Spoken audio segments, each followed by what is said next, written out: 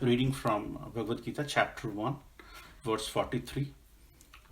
Chapter 1 title, Observing the Armies on the Battlefield of Kurukshetra.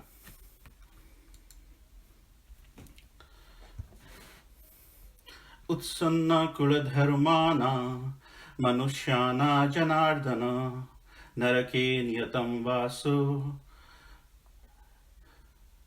bhavatyatvinu sushrama. Utsana kuladharmana manushyana janardana narake niyatam vasu bhavati tyanushushrama. Word by word meaning. Utsanna, spoiled. Kuladharmana, of those who have the family traditions. Manusyana, of such men. Janardana, O Krishna. Narake, in hell. Niyatam, always. Vasa, residence. Bhavati, it so becomes. Iti, thus. Anusushrama, I have heard by disciplic succession. Translation by His Divine Grace Srila Prabhupada Ki Jai. O Krishna, maintainer of the people, I have heard by disciplic succession that those whose family traditions are destroyed dwell always in hell. Purport. Arjuna bases his argument not on his own personal experience, but on what he has heard from the authorities. This is the way of receiving real knowledge. One cannot reach the real point of factual knowledge without being helped by the right person who is already established in that knowledge. There is a system in the Varnashrama institution by which before death one has to undergo the process of atonement for his sinful activities. One who is always engaged in sinful activities must utilize the process of atonement called prayashchita. Without doing so, one surely will be transferred to hellish planets to undergo miserable lives as the result of sinful activities. Om Ajnanatimirandasya Jnananjanashalakaya Chakshurmilitam Yena Tasmai Sri Gurave Namo.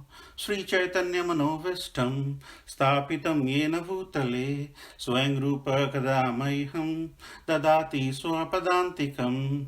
He Krishna Karuna Sindhu Dina Bandhu Jagatpate Gopesha Gopika Kanta Radha Kanta Namastute Tapta Kanchana Gaurangi Radhe Vrindavaneshwari Visavanu Sute Devi Pranamami Hari Priye Panchakalpataruvasya Kripa Sindhu Vayevacha Patitanam Pavanevyo Vaishnavevyo Namo Namo. So thank you so much for giving me an opportunity to speak and purify myself. This is once again a very powerful verse following the Vishad Yoga of Arjuna. As you know, Arjuna in the prior verses was giving a lot of reasons, and he's building his case one after other as to what are the reasons why the step 1 leads to step 2 and why step 2 leads to step 3. And now we are into step 8. The reasons, the rationale Arjuna is giving, the 8th rationale in the last 5 verses Arjuna is giving as to why he shouldn't be fighting the war. So as you see, so there are a couple of references here. The Kula Dharma, or the dynastic or the family tradition, and also there is references to Janardana. He's referring to Krishna as Janardana. So Arjuna is speaking this verse. This verse is probably the 7th or 8th verses, which is a culmination of Arjuna Uvacha here, and he's saying perennially a person who destroys the dynastic Kuladharma will toil in hell, which is Naraka Niyatam Vasu. Niyatam means always. And then he's saying to Krishna, hey Krishna, I have learned this through disciplic succession by hearing. So here Arjuna, in various different prior experiences, Arjuna has heard various rishis and munis like Mandake Muni, and many munis used to visit the Pandavas. And during those times, the Munis and Rishis, the exalted bona fide personalities, through the disciplic succession, have explained the reasons why a person perishes in hell. And based on that reason, Arjuna is giving that reason to Krishna, saying that because of these reasons, I will perish in hell.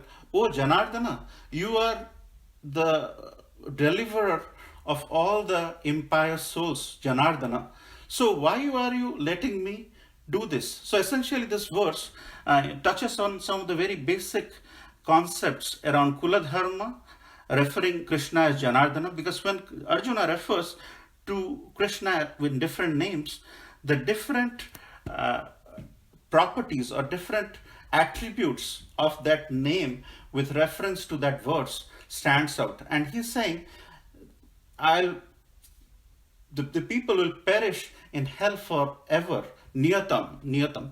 And then Prabhupada in his purport is explaining two key things, which is varnashrama and prayaschitta. So with that, we'll move to the 8 reasons what Arjuna is saying. So in 1.39, Arjuna is saying the first reason is the destruction of dynasty, where the Kula is going to be destroyed. So once the Kula is destroyed, that culminates into the second reason, the growth of religiosity. When the Kula is destroyed, there is adharma, which is explained exactly in the verse after. And when there is irreligiosity, then women of the family become polluted because there is no one to protect.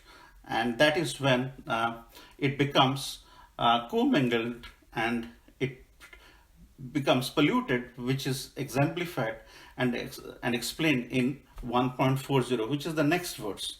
And then, because of the pollution in the family, there is unwanted progeny. As you can see, Arjuna is a very methodical person who has a very good understanding of the scriptures. And here in this verse, he's saying he has heard it from the disciplic succession. So here, Arjuna is referring to Anusushrama. Anusushrama means he has heard all these things. So he's basically giving Vedic understanding. He's trying to rationalize based on the Vedic understanding he has acquired through the disciplic succession. As you can see, the 4th point is a foundation on the 5th point, unwanted progeny. And the 5th one is with the unwanted progeny, which is explained in 1.4, it leads to hellish life for a family. When there is, people in the family who are not listening to each other. There are people in the family who have tremendous differences because they have come from a different way of living. It leads to a hellish life for family. And the 5th point culminates into the 6th one, which is explained in 1.41. So systemically, Arjuna is explaining that because of the hellish life of family, the ancestral sanskara is neglected. That means whenever there is purificatory process, whenever there is sanskara, there is a yajna which basically purifies. Whenever a person does a griha pravesh or something, where the air and the environment is purified by virtue of the yajna and the sanskaras. So the ancestral sanskara to deliver the ancestors are neglected. So the 6th point here, taps onto the 5th one. And then on the 7th point is once the sanskara is neglected, the family and community is destroyed. So here, whenever there is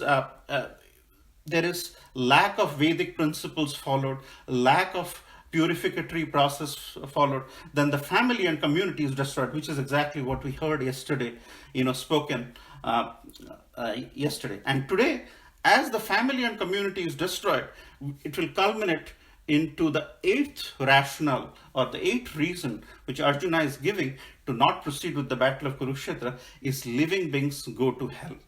So which is what we're going to discuss today. And if you're seeing these 8 points, uh, very much related to the day-to-day life of what we are dealing now in this age where people are commingled from everywhere. There is quarrel, there is hypocrisy, there is a craving for material benefits. These 8 things which Arjuna experienced by virtue of his knowledge acquisition through the Anususrama, through the hearing from the uh, disciplic succession, it very much is related to all of us right now. So, welcome to Kali Yuga, and here we are going to experience what Arjuna was thinking when he was expressing this. So, the family tradition, whenever there is an event or whenever there is some activity, there is a very strong family tradition. In a Kshatriya, there is ways in which they get married, the way they protect. So, there is a family tradition which is explained in this verse. And then he is referring Krishna to Krishna as Janardana. So, Janardana in various different verses is referred as different things. Prabhupada has explained the meaning of Janardana as very pertinent to that particular verse, with the spirit of that verse. So, in Bhagavad Gita chapter 11, Janardana is referred as the chastiser of the enemies. And in the 10th chapter, Janardana is referred as, O killer of the atheist. That means the people who do not believe in God, Janardana, Krishna, goes and he delivers them. And in Srimad Bhagavatam, the reference to Janardana is the Lord of all living entities. So, depending on the context, depending on the spirit of the verse, the spirit of the mood of the devotee, the spirit of the exchange, the Janardana is explained differently. And then there are references to Narake Nityam. That means always in hell. So, so this is where our acharyas have explained the Nityam aspect of it, the always, because Krishna mentions that this world is Dukkhale Ashwashtaka. Ashwashtaka means it's temporary. So, once Prabhupada was asked, is hell permanent? Once you go to hell, is it permanent? Prabhupada explained that the only loving devotional service to Krishna is perennial, is permanent. Except that nothing is permanent in this world. That is Prabhupada explaining the meaning of Nityam, Niyatam. That means always. So here Arjuna is explaining something to Krishna, which our acharyas have broken it. And that is where our acharyas have said, when nothing is permanent, everything is temporary, how can this conceptualization by Arjuna be accurate? And when Arjuna is putting all these 8 step-by-step methods to convince Krishna, he has put a lot of skills, a lot of his Vedic understanding. Arjuna, as you know, is a very powerful archer. He can listen to the object and shoot somewhere else. So, and he can look at the reflection of an object and can shoot. So he is very coordinated. His senses are very coordinated. And as these 8 points, which are explained by Arjuna in these 5 verses which we went through, if you see that every step leads on to the next step, and the next step leads from the prior. And that is where Arjuna is so knowledgeable. And so in this world, when there is, the problems are very different, very difficult, people are looking for skills where the person who is understanding the problem should ask the right questions. It's not about the solution. We'll have the appreciation for the solution if we understand the problem. And chapter 1 of Bhagavad Gita, which many of the translators, other than His Divine Grace, have neglected. But chapter 1 of Bhagavad Gita is setting the stage where we need to appreciate the problem. Unless we appreciate, ask the right questions, we will not have appreciation for the solution. So that's the reason why, if you see now in this co-mingled lifestyle where everybody is going at different jobs, the skill which is very much needed is, do you have the right skill to ask the right questions? And these questions epitomizes the pinnacle of question making. What I mean by that is, Arjuna is asking all pertinent questions. And we may say, Krishna is trying to explain Arjuna or counter Arjuna at the level of a soul platform, which we'll see in chapter 3, 4, 5, and so on. But the setting of the stage in terms of explaining the problem in questioning is unimaginable as to how Arjuna is breaking it and putting this into perspective. So Arjuna, as you know, he had tremendous control of his senses. His skill level was so high, and he is also referred as Gudakesa. Gudakesa is a skill wherein Arjuna had full control of the sleep. In this age, when people are lazy, people are forgetful, people are craving for sleep, and Arjuna was having full control of sleep. And that is why Arjuna comes out, so clear, and Krishna picked Arjuna as the devotee through which he could send the message. And in Bhagavad Gita, chapter 4, verse 40, Krishna mentions there are three kinds of people. One, who are ignorant about the scriptures, people who do not have faith in scriptures, they do not attain God consciousness. And there is a third kind of people who are doubting, where Krishna is referring to those people as samsaya. They will never get happiness in this world who do not have faith in scriptures. So having faith in scriptures as to why it was meant to be written this way, and why the Supreme Personality of Godhead has set certain things in reference to the answer to the question from his greatest devotee, we need to have a lot of faith in this. If we do not have faith in this, we'll never attain God consciousness. As Krishna is explaining in chapter 4, verse 40, people who are ignorant about the scriptures, people who do not have faith in scriptures, people who are doubting scriptures will neither get happiness nor will get God consciousness. So the why I wanted to explain the faith in scripture is, now we are going to discuss about what Arjuna was explaining about hell. So in Srimad Bhagavatam, it is mentioned that there are 28 hells. So that means based on our karma, or every action has a reaction. Based on our karmic reaction, we, by virtue of our karmic reaction, we may end up in one of these 28 hells if we're going to hell. So these are categorized in Srimad Bhagavatam, 5th canto, chapter 26. And there, I'll just explain, 7 of them. There's a lot to cover. So essentially, Sukadev Goswami in Srimad Bhagavatam is saying, a person who steals another's money, wife, or possession is put into the hell known as Tamishra. And the person who tricks someone and enjoys his wife is put into extremely hellish condition known as Andhamishra.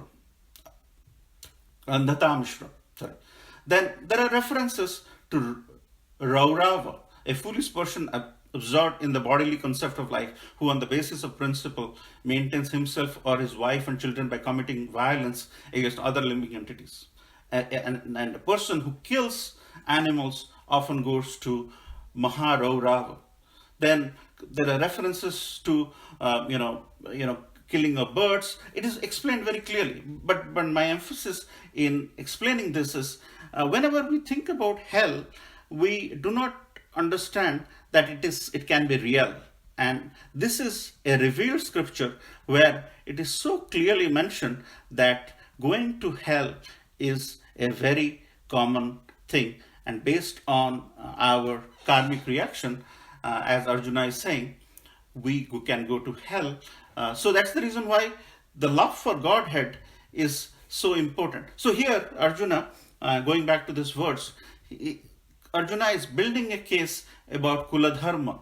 A person who cannot protect Kuladharma goes to hell, as Arjuna has heard it from various different rishis through the disciplic succession. So here, Arjuna is saying, I have heard by disciplic succession. So it is important for us to recognize that we cannot say anything we feel like, because anything we feel like, if it is not backed by facts, it's not backed by Vedic injunction, it's not backed by disciplic succession, it often will lead to problems. And when we talk about speaking without control, we always refer to the frog in the well, who is always doing the quacking, without recognizing that by quacking, he is inviting the snake to come and eat. So here Arjuna is backing his understanding that I have heard by disciplic succession. So when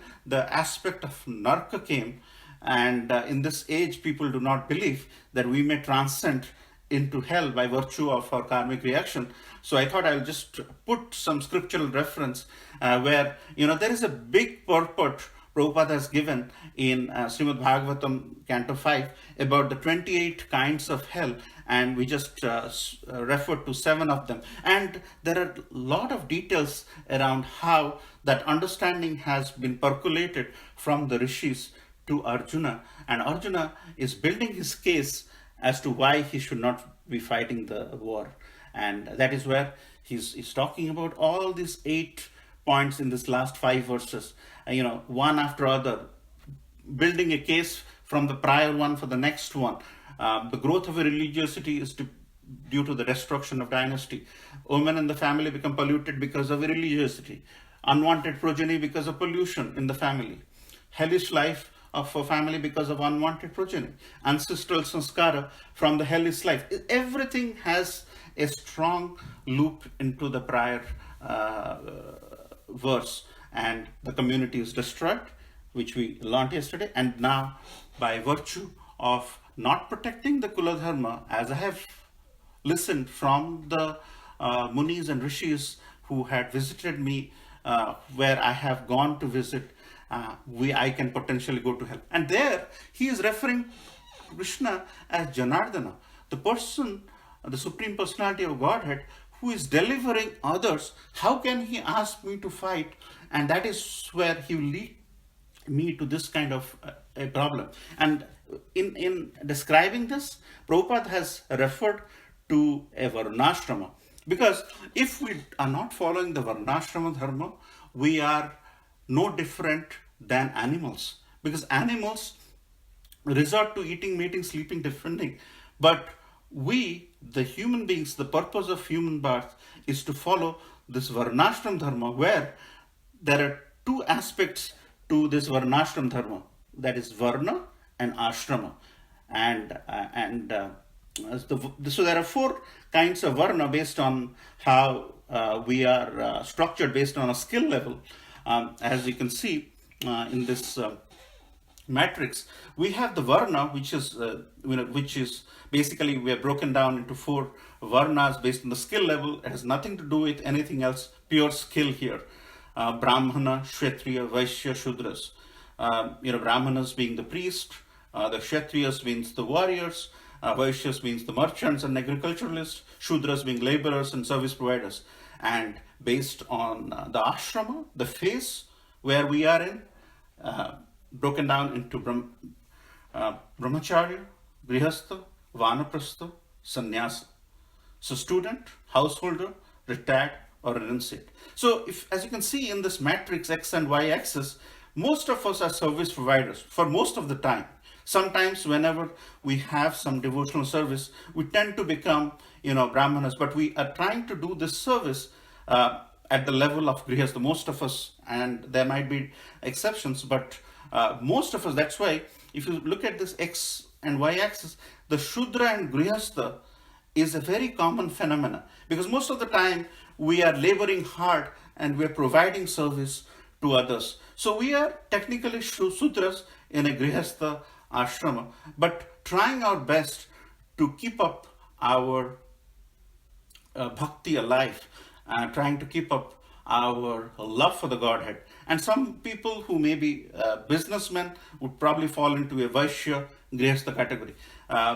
In this call, I presume there are very few who follow fall on the other matrices. But Prabhupada is saying, even within the realms of maintaining our Varnashrama Dharma, which he used in this purport, where we can stay in Grihastha ashram and still maintain our devotional service and understand from the scriptural references by hearing and through our association, through our dealings, through our achar, that and once you do that, we appreciate the problem, appreciate the issue Arjuna was going at the time, and that will definitely catapult us in the right direction in understanding the Supreme. As to why Arjuna, who was so bright, who was so skilled, why he